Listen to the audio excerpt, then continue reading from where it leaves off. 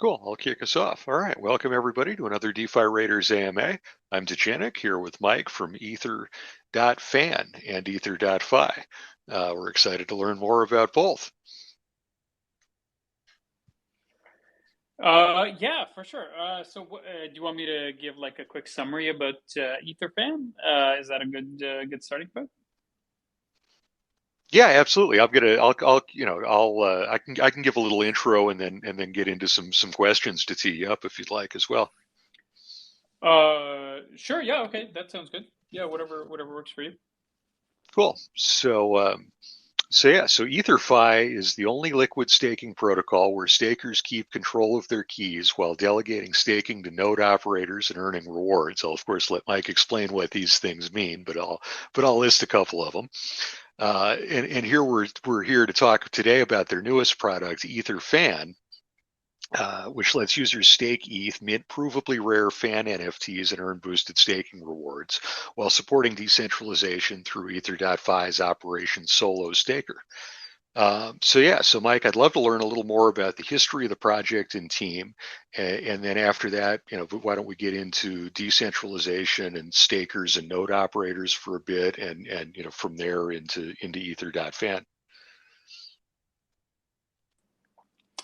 Yeah, that sounds great. So yeah, EtherFi is as I guess you mentioned, a new liquid staking protocol that we just launched.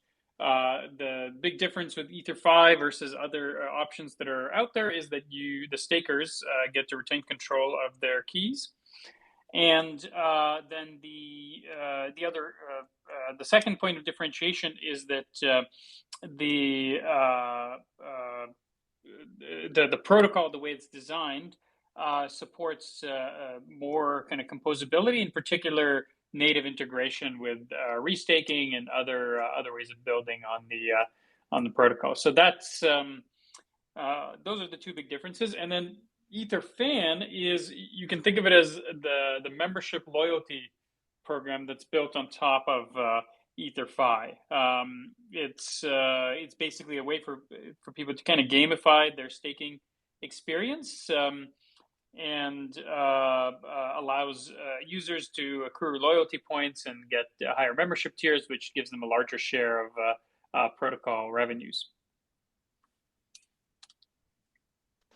Very cool. So yeah, lots going on. So before we get into the details, would you tell us a little bit about your background with crypto and what led you to decide to build EtherFi?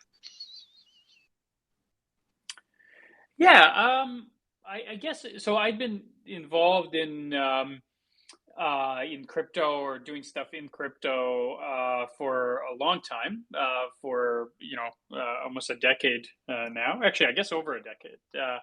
And But I was working on another startup in parallel. I was working on a company called Top Hat, which was an education technology company.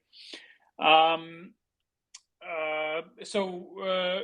while running that, I continued to sort of dabble and play around with crypto. But around 2021, I decided to sort of shift gears and go to crypto full time. And so I exited my other business and decided to focus on crypto. And the way that I entered the space was to start actually a staking fund, where we help people stake their ETH. And that's looking at the staking ecosystem that way got us interested in what products were available, in particular DeFi protocols, to help people stake, and it made us realize that there actually wasn't a product out there that we were comfortable using, ourselves. And so that's what made us want to kind of jump in fully and commit to EtherFi. Oh, very cool. Would you mind telling us briefly about who else is on the team, or key members, and how the team came together? Yeah, so there's a 10 of us in total, so we're quite still quite small and nimble. Sorry about that, just had to sneeze. Yeah, so we're quite small. The core sort of founding team members are myself, Rock, who's our head of revenue, and then Chuck, who is our head of engineering. I worked with Rock previously at my previous company, Top Hat, for I think we worked together for around 5 years, and then decided to come together again for EtherFi.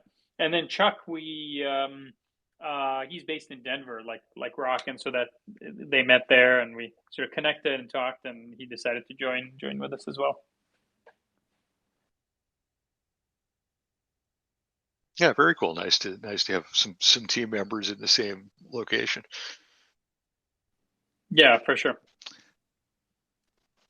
So cool. So now to get us started on the detailed stuff, I would love to hear kind of your decentralization pitch. Why do we care? What's problematic about how it currently is done, and how EtherFi contributes to solving the problems, right?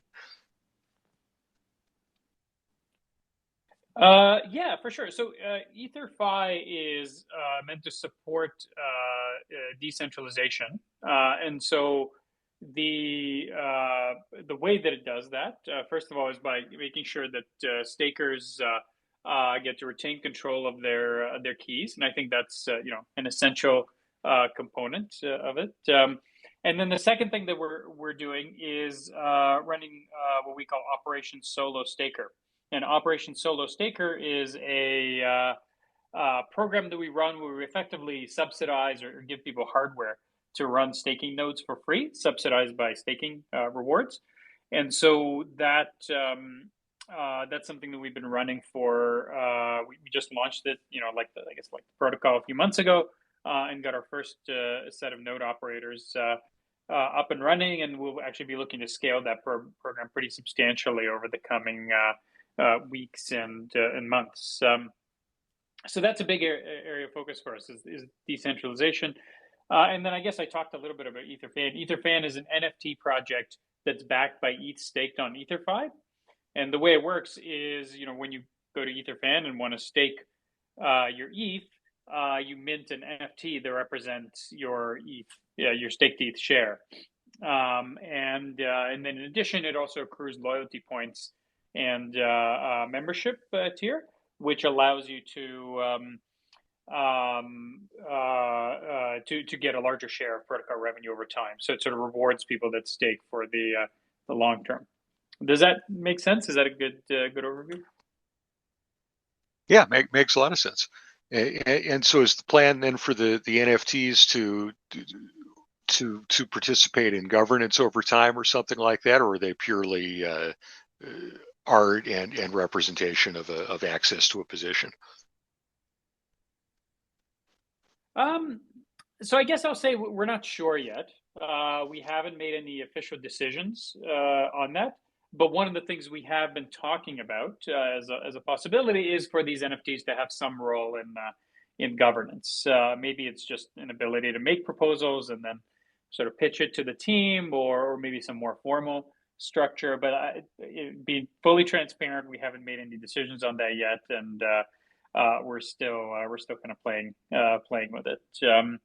The basic idea of these NFTs is that they are deliberately designed to be sort of less speculative than just like another random shitcoin or governance token, and they're designed to be more straightforward in that it's just staked ETH. If there's any question around what their sort of status is, whatever in a regulatory context, I guess it's just staked ETH. That it's literally sort of physically wrapped staked ETH. So there's no there ideally shouldn't be any ambiguity there, and it just allows us to stay above board and straightforward and focus on building a product that people like without the more gray area that other protocols sort of delve into.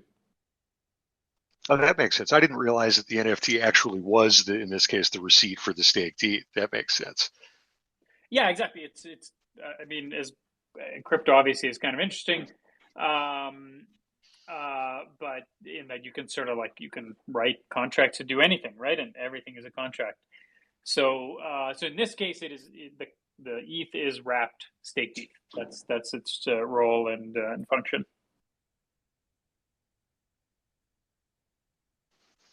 Yeah, cool. So and then Operation Solo Staker, you mentioned a minute ago, is part of the purpose of that, as I understand it from your briefly reading your docs, is to help to move to reduce the dependency on the U.S. in particular, and one specific data center in Virginia, right, in particular. So so I'm curious how what sort of progress have you made? I mean, where can you say where you've been able to subsidize nodes? Yeah. So the specifically, you're talking about Operation Solo Staker. Yeah, those nodes are in a variety of places. They're geographically distributed. They're None of them are in the U.S. I mean, I think staking is fine in the U.S., but still, we made the choice that none of them are going to be in the U.S. because there's a lot of nodes already in the U.S. So most of them are in. I think there's a lot of representation in South America, and then East Asia. So and I think those are the main. I think we've got a couple in Central Africa as well. So those are kind of broadly the regions that we've the node operators, the solo operators are from. Cool. So now I'd love to learn more about EtherFi's governance, kind of governance and security. So it seems like that's really relevant to a staking protocol, and particularly in talking about users not having to entrust their keys. So I'd love to kind of understand your approach to both protocol security and protocol decentralization. Then. Yeah, so I think there's there's a bit of trust, I guess, that's built into the way most protocols structure their governance, in that even if it's decentralized, and especially if they have a governance token, if those people are able to then upgrade the contracts, that makes it effectively under the control of those people. The approach that we're choosing to take, and we're not fully there yet, but like the approach that we want to take is, you shouldn't trust us, you should trust the code. So the contracts are immutable. The users retain custody of their ETH because they have the keys, and we're not going to have like these. As I said, upgradable contracts that eventually we can kind of pull the rug from under people at any time. So we're trying to stay very true to the philosophy, I guess, the ethos of crypto, specifically around telling people that like you should only trust the code. You shouldn't have to trust people or some sort of governance mechanism. And again, to be clear, we don't have a governance token, so we like even if we wanted to, we couldn't set it up that way. So we're sort of forced to do it the right way. Gotcha. I like that you're right. It's called it the right way, because I haven't heard that one lately, right? I don't hear much about immutability on these AMAs that I do pretty regularly anymore. Yeah, exactly. I mean, there's only I guess Uniswap did it that way. I think there's others, but yeah, there's a lot of protocols, including Lido, right? Lido's obviously the biggest protocol, and I have a huge amount of staked ETH, and and it's designed such that the contracts are upgradable and controlled by the LVO tokens. And I think, like, is that the main area of risk? Probably not. I could probably point out other areas of risk that were higher, but as I said, we just chose to do a different thing.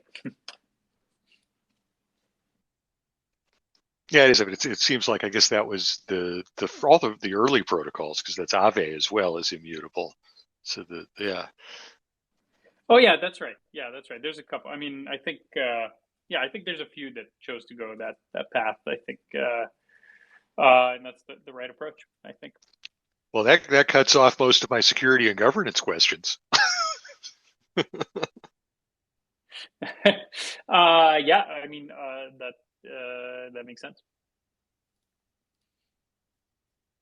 Yeah, no, that's funny. That's big, but cool. I mean, that makes a lot of sense, and it's nice to not have to ask all those questions. So I guess now let's switch to the user experience and and why users.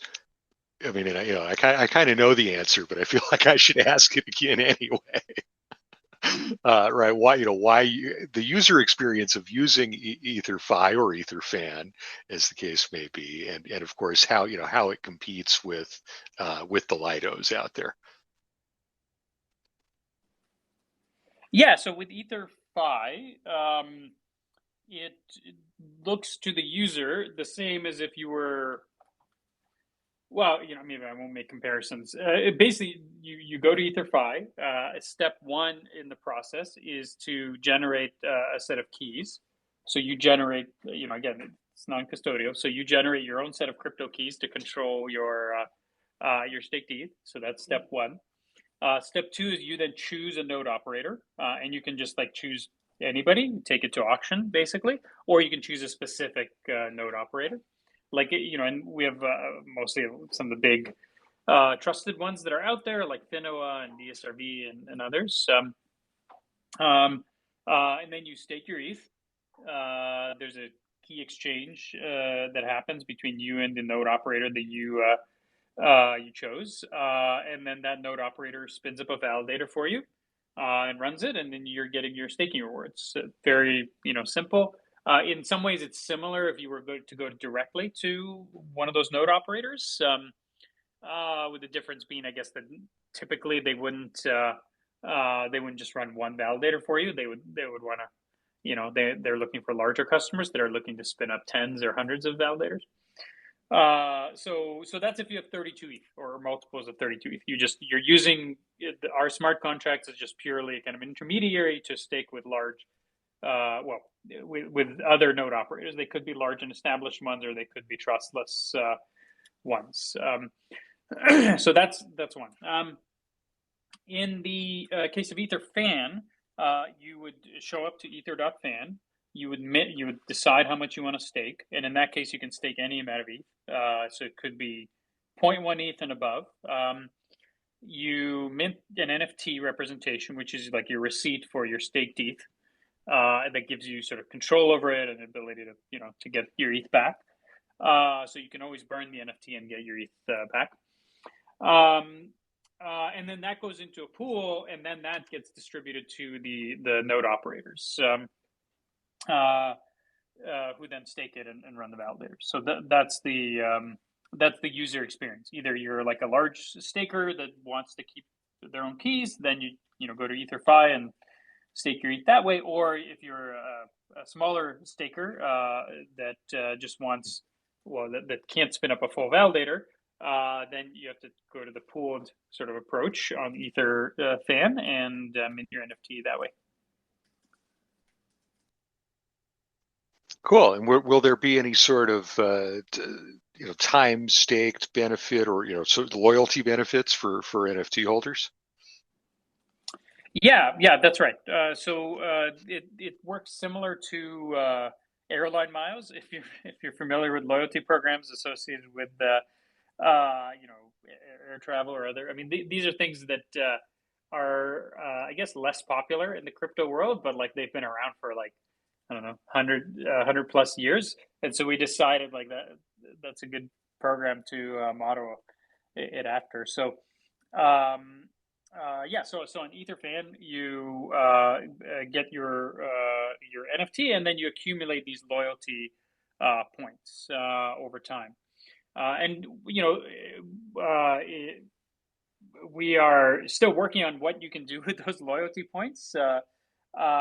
They sort of allow you to get bumped up in the membership tiers.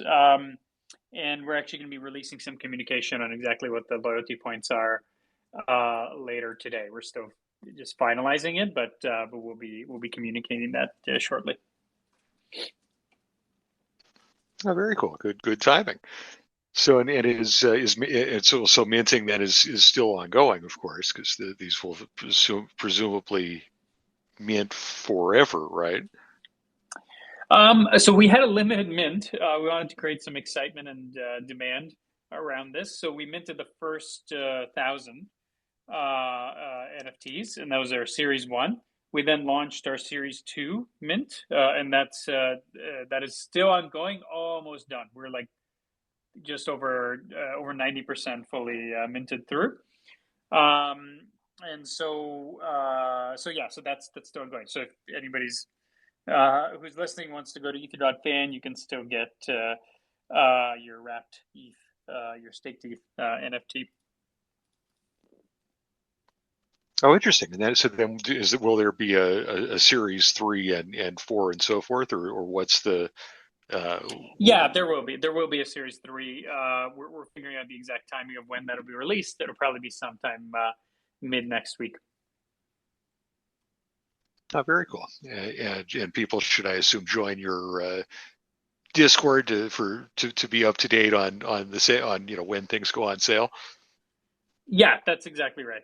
Or just check out ether.fan anytime. Yeah, very cool.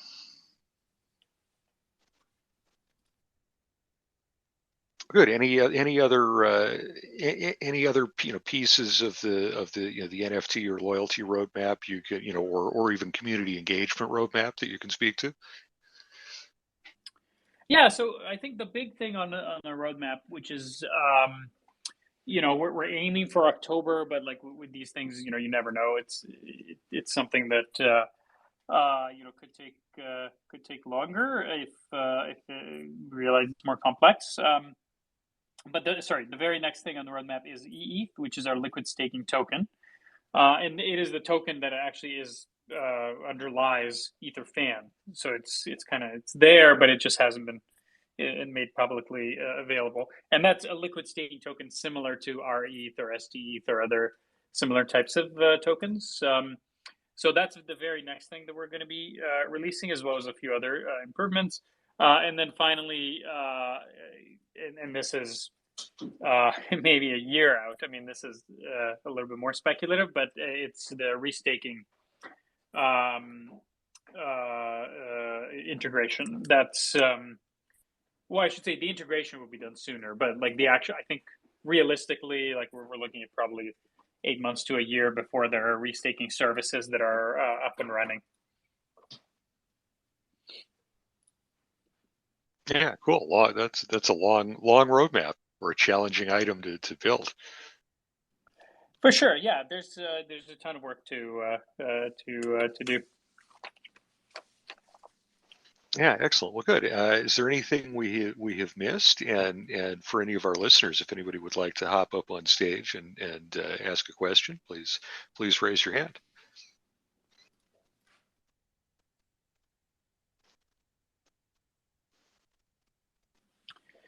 I'm trying to think if there's anything I think that we haven't covered. I mean, yeah, we covered like all the main points. How users can interact with the protocol and play around with it. I think we actually touched on some really important points around decentralization and doing things right rather than trying to focus on sort of short term and being more in kind of gray areas. I think that's a really important point that I'm glad we touched on. Um, uh, I think it's worth just trying to think of what else to touch on, but it's worth pointing out we're actually not available to U.S. Based customers or Canadians, and then there's a whole list of other sanctioned countries. So there's, I mean, it's probably not hard to understand why we made that decision, but yeah, that's a restriction. So if anybody, unfortunately, is listening, you won't be able to in one of those countries, you won't be able to participate. Um, you know, I mean, I think this. We've seen some rulings. I guess today, was it today or yesterday that might start opening things up a little bit in the U.S. when it comes to crypto, but uh, I think it'll be a long road before there's clarity. And I think clarity is important, right? Because even if even if the answer is like you're not allowed to do, any of it, great. Okay, it's good to at least know that. But I think hopefully that's not where it lands. But I think we're making, slow kind of baby steps in the right direction. Yeah, I think that's pretty much it. I think we covered pretty much everything. Yeah, cool. And right, I'm kind of jealous of the regulatory attention that AI has been getting. Well, I don't know. I guess it's AI is sort of like allowed by default. I don't know if there's any rules that like you could point to that say like you shouldn't be able to do it. Whereas crypto is in this weird area where it's really unclear, and there's enough similarity to traditional finance that you can that it's not obvious what you're supposed to do in different cases, especially when the things that you're dealing with, like even the classification's not clear. So anyway, I think that again, hopefully it'll become clear soon. Yeah, and certainly it does. The XRP ruling does seem like progress, so that is exciting. Yeah, that's right. I think so. I think issuing tokens like like through whatever method is almost like one of the least interesting things about crypto, right? Like I think I wish there were fewer tokens and more software. I think that would be a better state of affairs, because then you would actually like be able to do useful, productive things instead of just like focusing on gambling with this token or that token. Yeah, no, absolutely right. There's I mean, because of the proximity to financial services, most of the limited innovation that we do have that isn't just gambling is just on reproducing existing financial services products. Yeah, I think or versions or subsets of them. Yeah, I think that's we're seeing a lot of that in addition to obviously the more casino type stuff. Yeah, no, it would be nice to see more, not only more software, but more, more innovation in governance, in distributed governance, which is, something the world actually needs. Yeah, I agree. I think a lot of what some or many DAOs, I guess, or crypto entities, especially ones that are based in the U.S., because yeah, like a lot of the structure that they choose is driven by uh, trying to abide by what they are guessing, and some lawyers are guessing, are some reasonable rules to follow that fit within sort of confines. But like it ends up creating such a convoluted structure that uh, I don't think it achieves really any any of those ends. I think it just ends up being a big mess. So I agree. I think honestly, the best governance. I mean, this is the whole thing with crypto. As I said, is the best governance is no governance. Like the best governance is you have code and then you trust the code, and people can read the code rather than trying to I mean, that's obviously better than having some sort of voting mechanism that even if it's great, it's still better not to have a voting mechanism. It's still better to have something immutable. Yeah, no, absolutely. But I think they're both. We can potentially, have the tools to solve both problems. Yeah, that's right. So no questions. Anybody? Come on, guys. We've only got a few listeners, so don't be shy. I feel bad. I feel like we've sped through things. Yeah, no worries. I mean, yeah, if anybody wants to ask a question, I'm here, happy to take whatever.